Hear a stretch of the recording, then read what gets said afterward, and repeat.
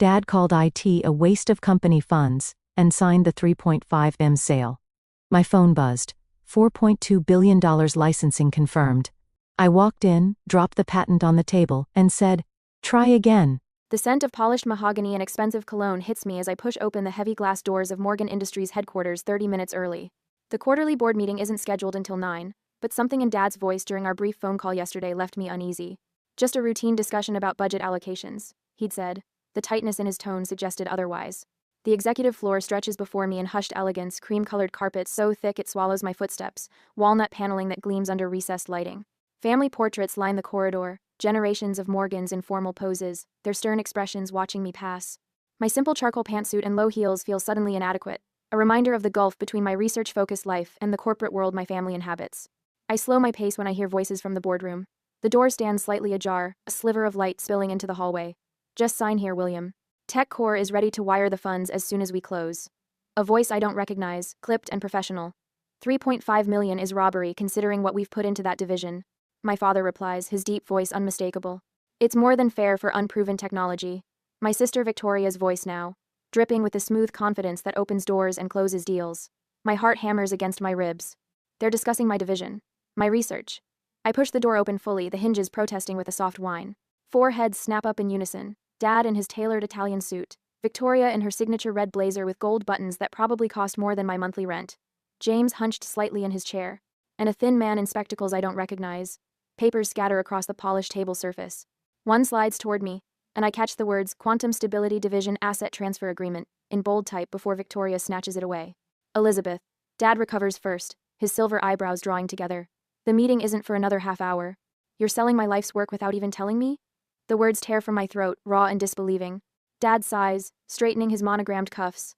"Your little science project has drained enough company resources, Elizabeth. 6 years of funding with nothing concrete to show investors." "Nothing concrete?" I step forward, hands trembling. "We've achieved quantum stability at room temperature for 17 minutes. Do you have any idea what that means?" Victoria laughs, the sound like breaking glass. "Elizabeth's basement tinkering," she says to the stranger, who smiles thinly. "Always promising breakthroughs that never materialize." I look to James, hoping for support, but he studies his Italian leather shoes, shoulders curved inward as if trying to disappear.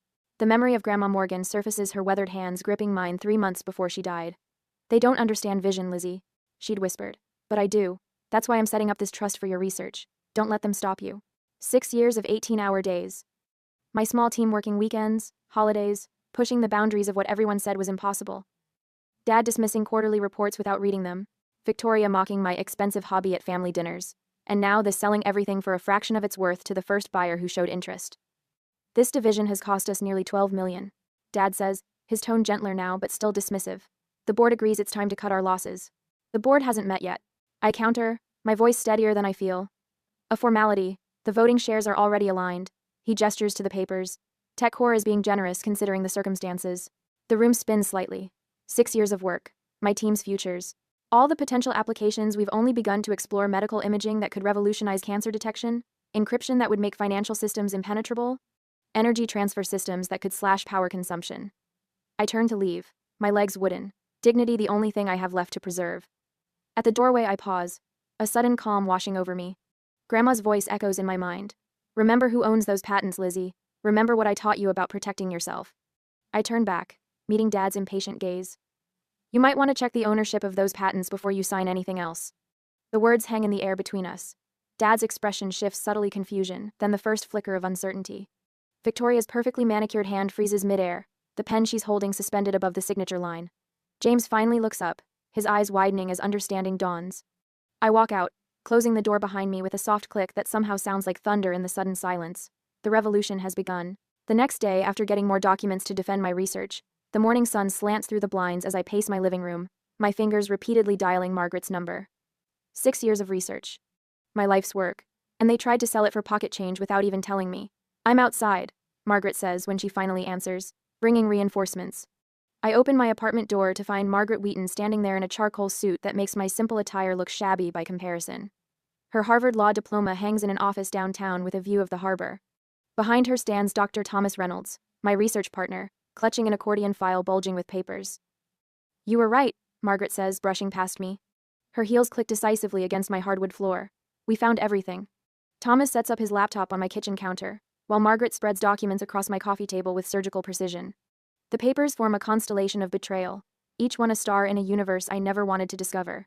Your father has systematically blocked every funding request you've submitted for the past 3 years. Margaret taps a thick folder with a manicured nail. And that's not all. Thomas turns his laptop toward me. Look familiar?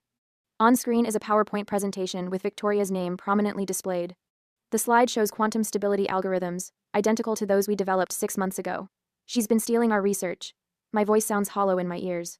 How? Remember Jason from It? Thomas says. Victoria convinced him she needed administrative access to our servers for a security audit. She's been downloading our data for nearly a year. I sink onto my sofa, the room tilting slightly. She presented this as her own work? Won innovation awards for it. Thomas's normally gentle voice hardens. The quarterly bonuses she received for breakthrough thinking total more than our entire lab budget. Margaret hands me a folder labeled Morgan Industries Internal Correspondence. Inside are printouts of emails between Victoria and my father, spanning years. Don't worry about Elizabeth's funding requests, reads one from Dad. The board never sees them. I make sure of it. Another from Victoria. Had dinner with the TechCore executives. They're very interested in quantum stability applications. I told them my division is making significant progress. My father's response chills me. Good. Elizabeth's little project is bleeding money. When the time comes, we'll transition ownership to your division. Family legacy matters more than individual credit. My hands shake, anger rising like bile. I think of all the weekends my team worked, all the progress reports Dad never read, all the times Victoria mocked my hobby while secretly stealing from it. I look up at Margaret, who stands with arms crossed, waiting. We're going back there, I say, rising. Now. An hour later, we stride into Morgan Industries headquarters. The receptionist, recognizing me, buzzes us through without question. In the elevator, Margaret hands me a thick legal document. Your grandmother was smarter than all of them combined. She says, the patents are ironclad, registered in your name, funded through her trust. Your father can't touch them. The boardroom falls silent when I push open the door. Dad sits at the head of the table, Victoria beside him looking smug in a perfectly tailored burgundy suit. James occupies his usual place, shoulders hunched, eyes downcast. 3 board members I recognize as Dad's golf partners occupy chairs along one side. Elizabeth. Dad's voice carries a warning. This is a private meeting. About my research division, I say, stepping inside. Margaret and Thomas follow, closing the door firmly behind us. So I should be here. Victoria's smile tightens. We were just discussing asset realignment. Nothing that concerns M. You mean theft? Thomas interrupts, placing a flash drive on the table. Of intellectual property that doesn't belong to either of you? Margaret steps forward, her presence filling the room despite her small stature. I've prepared documentation showing systematic intellectual property theft, fraudulent representation of research, and misappropriation of corporate resources. She slides copies to each board member. Elizabeth's patents are independently owned through the Eleanor Morgan Trust. Any attempt to sell them to TechCore constitutes corporate fraud. The color drains from Victoria's face as she snatches a copy, scanning the pages rapidly. You always were dramatic, Elizabeth, Dad says, though uncertainty creeps into his tone. This is business, not personal. Stealing my work is very personal, I reply, surprised by the steadiness in my voice. As is blocking my funding while Victoria paraded my research as her own. Victoria slams her palm on the table. Innovation doesn't count unless it has my name on it. You've always been content hiding in your lab while I built relationships. Made things happen. You mean taking credit for others' work? Thomas projects emails onto the wall screen. Victoria's correspondence with Jason in IT, instructions for accessing our server, file transfers of our research data. One of the board members, an older woman with silver hair, examines the documents with a deepening frown. William, if these allegations are true. They're not, Dad interrupts. Elizabeth has always had an overactive imagination, playing in her lab while the rest of us ran a business. He rises, towering over the table. His gaze locks on mine, cold fury radiating from his eyes. You'll never work in this industry again. I made you. I can break you. The words hang between us, a declaration of war. 6 years ago, they would have crushed me. Today, they strengthen my resolve. The patents are in my name, I say quietly. Funded by grandmother's trust. She saw what you couldn't, or wouldn't. The boardroom falls silent. Even Victoria stops flipping through papers, her face a mask of calculation. The silver-haired board member stands. I believe we need an emergency meeting tomorrow morning. All board members present, full financial disclosure. She looks pointedly at Dad, no exceptions. Dad's face reddens as he realizes the situation isn't fully under his control. This meeting is adjourned until tomorrow. I gather my things, acutely aware of every eye in the room following my movements. As I reach the door, Victoria's voice cuts through the silence. Family loyalty used to mean something to you, Elizabeth. Her words drip with venom. Grandmother would be ashamed. I pause, hand on the doorknob. No, Victoria. Grandmother knew exactly who you were. That's why she left the trust to me. The door closes behind us with a soft click, but I hear it like thunder in my ears. In the hallway, Margaret squeezes my arm. First round to you, she whispers, but tomorrow's the real battle. I nod, the weight of what lies ahead settling on my shoulders. This isn't just about my research anymore. It's about truth, justice, and the revolution has only begun. The email notification from PR Newswire pings as I stare at my apartment ceiling. It's been 6 hours since the boardroom ambush. I force myself to look at my phone screen, already knowing what I'll find. Morgan Industries addresses leadership concerns in quantum division. The press release quotes my father extensively about his deep concern for Elizabeth's well-being and recent erratic behavior. Victoria appears in paragraph 3, expressing heartbreak over family matters becoming business issues. The subtext is clear. I'm unstable, unreliable, dangerous to the company's future. I hurl my phone across the room, where it bounces harmlessly off the worn sofa cushions. The apartment feels suddenly claustrophobic, bookshelves overflowing with quantum theory texts, coffee table buried under journal articles, kitchenette counters supporting graduated cylinders I'd brought home to run calculations after hours. My phone buzzes again. Unknown number. Your keycard access has been terminated, Doctor. Morgan. The security manager's voice is professionally neutral. Your team has been placed on administrative leave pending review. My team? The words come out strangled. 7 brilliant minds, their livelihoods now hanging by threads because of me. I'm sorry. Director's orders. He hangs up before I can respond. I sit motionless as golden afternoon light filters through blinds I haven't adjusted in days. A text from Dr. Reynolds flashes on my screen. Don't panic. Trust me. 3 sharp knocks at my door startle me from spiraling thoughts. Through the peephole, I see 5 people huddled in my narrow hallway, arms laden with cardboard boxes. Elizabeth, open up. Dr. Reynolds' familiar voice, urgent, but steady. I unlock the door to find my entire research team, -2 standing there, Reynolds, Aditi, Marcus, Cooper, and Simone. Their faces show determination rather than the defeat I expected. You've got about 20 minutes before security realizes we removed these from the lab, Reynolds says, brushing past me with a heavy box. The others follow, transforming my living room into an impromptu storage facility. What is all this? I ask, stunned by their synchronized efficiency as they unpack equipment, external hard drives, and stacks of notebooks. Aditi, our algorithm specialist, grins. We saw this coming 6 months ago when your sister started asking those oddly specific questions about our encryption protocols. You knew? My voice cracks. We didn't know exactly what they planned. Reynolds explains, connecting a laptop to an external drive. But we've worked with your family long enough to recognize when the vultures start circling. Marcus, our quietest team member, speaks up. We've been backing up everything. Off-site. Triple redundancy. And working weekends at my place, adds Cooper, pushing his glasses up his nose, which, no offense, has better coffee than the lab. Simone pulls a flash drive from her pocket and holds it up like a trophy. But this is the real prize. Breakthrough progress on the quantum stability algorithm. 3 weeks of work they don't know about. Simone pulls a flash drive from her pocket. A knock at the door silences the room. Reynolds motions everyone to freeze as I approach the peephole. James stands alone in the hallway, shoulders hunched, looking both ways like a character in a spy film. I open the door just enough to block his view of my living room. What do you want? 5 minutes. His voice lacks its usual corporate polish. Please. I step into the hallway, pulling the door closed behind me. Make it fast. James runs a hand through his thinning hair. I knew. He admits, unable to meet my eyes. About the sale. About Victoria stealing your research notes. About the campaign to discredit you that launched this morning. The hallway narrows as blood rushes to my head. And you did nothing. I was a coward. His admission hangs between us. But I'm done with that now. He pulls a folder from inside his jacket. Victoria's division hasn't produced original research in years. It's all acquisition and rebranding. These are the financial records proving it. I take the folder without opening it. Why now? James finally meets my gaze. Dad built an empire with brute force, but you could change the world. His eyes flick to my apartment door. Your team refused TechCore's offers this morning. Every single one of them. $500,000 each to jump ship, and they all said no. Something warm unfurls in my chest, pushing against the cold anger that's been my companion since the boardroom. Dad doesn't understand loyalty he can't buy. James says. That makes you dangerous to him. After James leaves, I return to find my team huddled around Reynolds' laptop, faces illuminated by scrolling code. Henderson and Farouk are still at the lab, Reynolds explains, playing along to feed us information.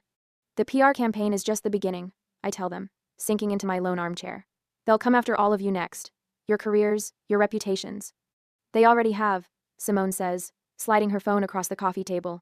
On the screen, a series of texts from recruiters offering fresh starts, away from the Morgan situation. Cooper snorts.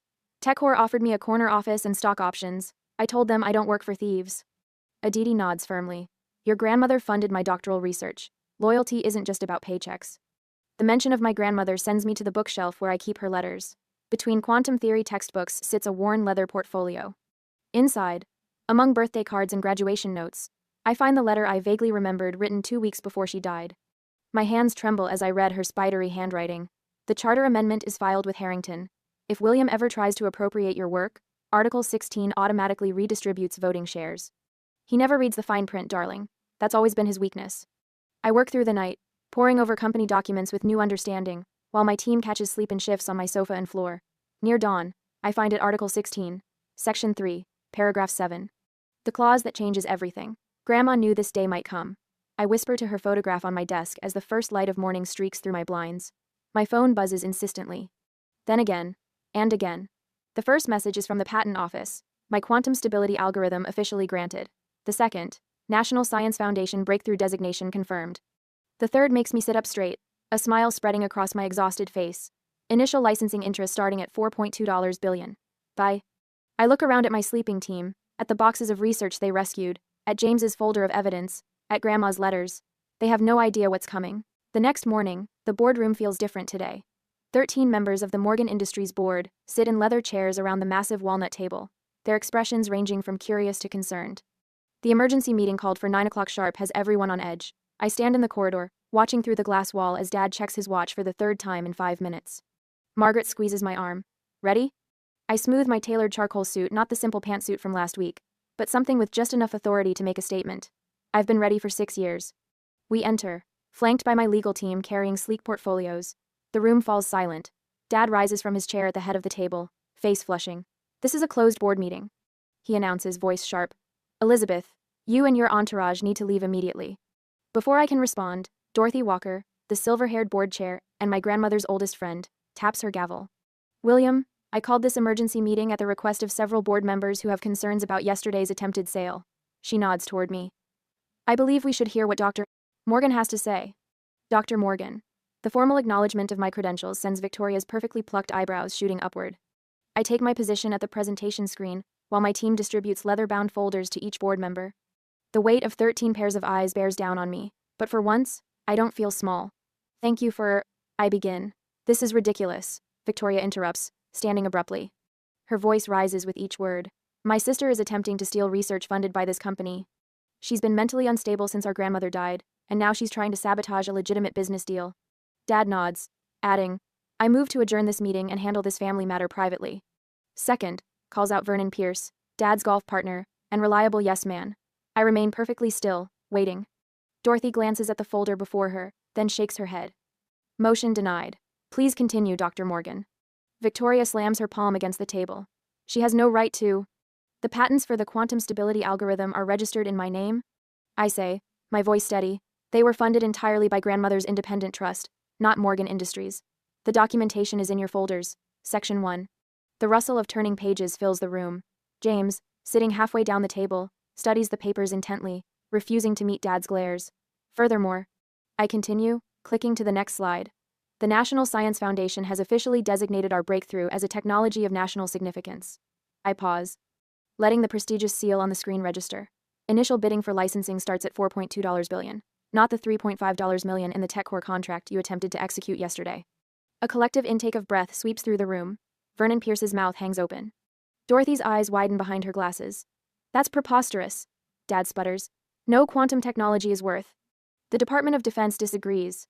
Margaret interjects smoothly, directing the board to Section 3, as does MIT's Quantum Computing Center, and 7 major tech corporations, who have already submitted preliminary bids. Victoria's face drains of color, her knuckles white against the polished table. This is a bluff. She's always been jealous of my success.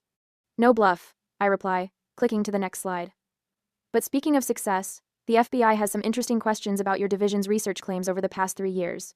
The forensic accounting report is in Section 4. I walk slowly to the center of the room, where I can see each face clearly. But there's something else you should know. Section 5 contains a clause from Morgan Industries' founding charter, inserted by my grandfather and reinforced by my grandmother before her death. Board members flip frantically to the tabbed section.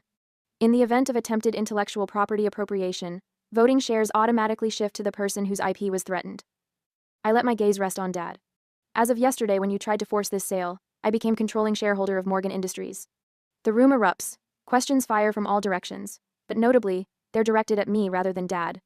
For the first time in my life, I see genuine fear in my father's eyes. He pushes back his chair and stands. This meeting is over. My lawyers will. The meeting isn't adjourned yet, Dad, I say, the word Dad feeling foreign in this context. Please take your seat. These words. These simple words that freeze him mid-stride. The boardroom falls silent as the power shift becomes palpable.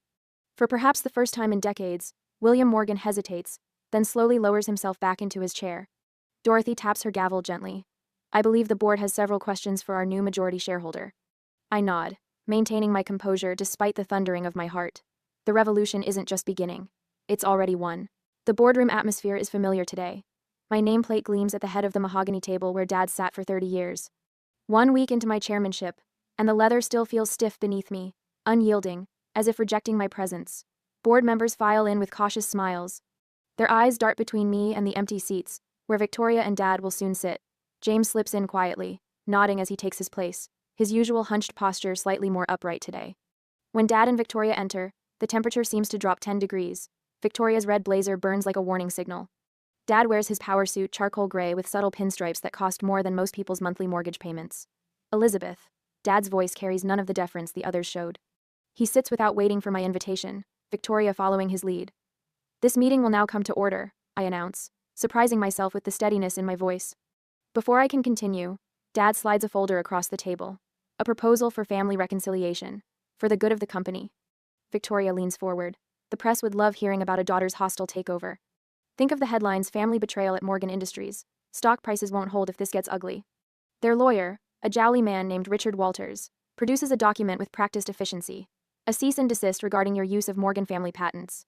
The family name is trademarked, and your grandmother's trust doesn't supersede certain corporate bylaws. The old Elizabeth would have wilted under this assault, the woman who spent 6 years being dismissed as Dad's quirky daughter playing scientist in the basement. But that woman no longer exists. Before we address these concerns, I say, tapping my tablet screen, I'd like to introduce the board to Project Helios. The wall screen illuminates with images of a gleaming research facility I've kept hidden for 3 years. Funded by grandmother's trust, and built in an old warehouse 30 miles from Morgan Industries. While you were busy undermining my work, I continue, swiping through slides showing cutting-edge laboratories, my team achieved quantum supremacy that maintains stability for 78 minutes. We've applied this technology to protein folding algorithms that have already identified 3 potential cancer treatments. Dad's face remains impassive, but a muscle twitches in his jaw. Additionally, our carbon capture technology has attracted significant attention. I pause, letting the tension build. The government has awarded us contracts totaling $7 billion. Victoria's pen clatters to the table. James straightens fully now, his eyes wide. Morgan Industries stock has risen 70% since news of my patents broke last week. I continue. Any questions? The silence stretches until Dorothy Walker, Grandma's old friend and longest-serving board member, speaks. I believe we'd all like to hear more about these developments, Elizabeth. I nod to Margaret, who distributes tablets to each board member. These contain the results of a forensic audit of the Innovation Division for the past 5 years. Victoria's face drains of color as she scrolls through the document. You'll note that Victoria's division hasn't produced original research since 2019. What they have produced is a systematic pattern of fraud, including falsified test results and plagiarized research. This is ridiculous, Victoria splutters, but her protest lacks conviction. Page 12 details Dad's negotiations with Meridian Global to sell controlling interest in Morgan Industries to foreign investors without board approval. Dad slams his hand on the table. You've overstepped, Elizabeth. The final page, I continue as if he hadn't spoken, shows comparative financial growth across divisions. My research area is the only consistently profitable sector, despite having the smallest budget allocation. The silence that follows feels like the eye of a hurricane. What happens now? Asks Harold Stevens, Dad's golfing buddy and longtime ally. I straighten my simple blazer. William Morgan will transition to chairman emeritus, a ceremonial role with no operational authority. Dad stands, his face flushed. You can't do this. You taught me business isn't personal, Dad. Consider this a lesson in your own philosophy. I nod to security waiting by the door. Victoria's employment is terminated, effective immediately. Criminal charges regarding the fraudulent research are pending. Victoria jumps to her feet, knocking her chair backward. You think you can destroy me? I'll burn this company to the ground before I let you win. As security escorts her out, her threats echo down the hallway. You're destroying the Morgan legacy. You'll regret this. I turn to James. The CFO position remains yours, with a 6-month probationary period under oversight from an independent committee. Relief washes over his face. Thank you, Elizabeth. I won't let you down. Dorothy Walker will serve as interim COO during our transition period, I continue. All in favor of approving this restructuring plan? One by one, hands rise. Even Harold Stevens, after a moment's hesitation, raises his.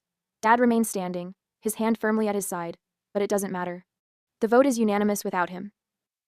As the meeting adjourns, Margaret touches my arm. A reporter from the Financial Times is waiting for a statement. In the atrium, camera lights flash as I approach the podium. The journalist from the Times steps forward. Dr. Morgan, what happens to Morgan Industries now? The question hangs in the air as I consider the weight of legacy, the responsibility of power, and the future stretching before me. The company that bears my name but never valued my vision. The family that shares my blood but rarely my values. Dad watches from the boardroom doorway, his expression unreadable. For the first time in my life, I don't search his face for approval. The scent of fresh paint and lemon polish greets me as I guide a cluster of eager young scientists through the glass-walled corridors of what was once Morgan Industries' fortress-like headquarters. 6 months have transformed the space completely. Gone are the heavy mahogany doors and closed offices, replaced by transparent walls and collaborative spaces where researchers freely exchange ideas. Our quantum stability lab is through here, I explain, smoothing the simple but elegant navy blazer I've paired with tailored black pants. No designer labels, just quiet confidence. Every workstation has direct access to our central computing hub. A young woman with bright eyes raises her hand. Dr. Morgan, is it true your team achieved stability for over 80 minutes now? I smile. 87 minutes and counting. And please, call me Elizabeth. Later, I stand in the boardroom where my life changed forever. The polished table that once held the papers meant to steal my work now displays our newest patents, quantum-based cancer detection technology, with a 96% success rate. The board members listen attentively, so different from the dismissive faces of 6 months ago. The early clinical trials have exceeded expectations. I explain, watching their expressions shift from interest to genuine awe. Targeted quantum imaging allows us to detect cellular changes 3 years earlier than conventional methods. When the applause dies down, the boardroom door opens. My mother Rebecca stands hesitantly in the doorway, notably absent her usual strand of pearls and designer clothes. Her simple gray dress makes her look smaller, more human. I didn't mean to interrupt, she says softly. You're not interrupting, I assure her as the meeting concludes. When we're alone, I slide a folder across the table. I'd like you to consider heading the Morgan Charitable Foundation. Her fingers tremble slightly as she opens it. After everything that happened with your father and Victoria. Grandmother would have wanted healing where possible, I say, even if some bridges can't be rebuilt. The afternoon finds me celebrating with my original research team, now directors of their own divisions. Dr. Reynolds raises a glass of champagne, his loyalty throughout our darkest days never forgotten, to Elizabeth, who saw what the rest of us could only imagine. James stands nearby, still proving himself as the reformed CFO, but making genuine progress. The shift in him since choosing integrity over our father's corruption remains a daily revelation. Before leaving, I detour to my office, where a young physicist, Allison, waits anxiously with calculations spread across my desk. Everyone says my approach is too theoretical. She confesses, shoulders hunched with familiar self-doubt. I recognize myself in her uncertainty. Never let anyone tell you your ideas are too ambitious. I tell her, thinking of all the times my own vision was dismissed. The quiet ones are usually building revolutions. That evening, I hang grandmother's portrait beside the framed first patent that changed everything. The small brass plate beneath reads, "Never underestimate the quiet ones, they're usually the ones building revolutions." At my desk, I review plans for our new research campus when a news alert flashes across my screen. Morgan Industries' value has tripled since the restructuring. I smile, close my laptop, and glance at the clock. 5:30 p.m. For the first time in years, I'm leaving on time. The revolution isn't just about quantum science, it's about changing how we value what truly matters. After listening to today's story, perhaps it has raised some new questions in your mind, or maybe it has brought back some old memories. Every day on Reddit, new experiences and moments create fresh stories, and they connect all of us. Everyone has their own unique journey in life, and we all try to understand the world in our own way. These kinds of moments remind us that we are all human, sometimes happy, sometimes sad, and always learning something new. If you enjoyed this story, feel free to share it with your friends. Your thoughts and feedback are always valuable to us, as they motivate us to create even better content. Every story has its own unique angle, and our goal is to understand everyone's perspective and make our content diverse and relatable. Stories like these help us realize that life's journey is different for everyone, and by hearing other stories, we learn something new. You can also share your own stories with us.